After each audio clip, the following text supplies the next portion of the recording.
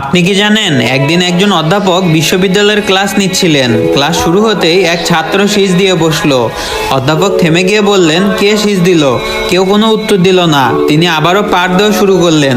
কিছুক্ষণ পর সেই ছাত্র আবারও সিজ দিল। অধ্যাপক আবার থেমে গিয়ে জিজ্ঞাসা করলেন, কে সিজ দিচ্ছে? তবুও কেউ উত্তর দিল না। তিনি আবারও ক্লাস শুরু করলেন, কিন্তু এবার যখন তৃতীয়বারের মতো শীষ এলো, তিনি কলম বন্ধ করলেন এবং বই গুটিয়ে বললেন, আজকের ক্লাস এখানেই শেষ, তবে আমি তোমাদের একটা গল্প শোনাবো। ক্লাসে নেমে এলো নিস্তব্ধতা, সবাই মনোযোগ দিল। অধ্যাপক বললেন, এক রাতে ঘুম আসছিল না, অস্থির হয়ে বাসা থেকে বের হয়ে গাড়ি চালিয়ে কোথাও যাচ্ছিলাম। কোনো নির্দিষ্ট গন্তব্য ছিল না। হঠাৎ দেখি এক বৃদ্ধা মহিলা হাতে ভারী বোঝা নিয়ে রাস্তার পাশে দাঁড়িয়ে আছেন।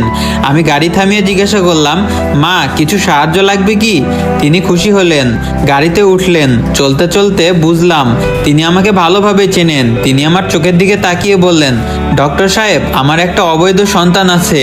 সে আপনার ইউনিভার্সিটিতেই পড়ে। আমি চাই আপনি তার পাশে থাকুন, তাকে মানুষ হিসেবে গড়ে তুলুন। আমি বললাম, নিশ্চয় মা, কিন্তু নামটা বললে তো আমি তাকে চিনতে পারবো। তিনি হেসে বললেন, নাম বলার দরকার নেই, আপনি নিজেই তাকে চিনে ফেলবেন। সে খুব দুষ্টু, সবসময় ক্লাসে সিজ দেয়। এই কথা শুনে ক্লাসের সব ছাত্র ঘুরে তাকালো সেই সিজ দেওয়া ছাত্রের দিকে।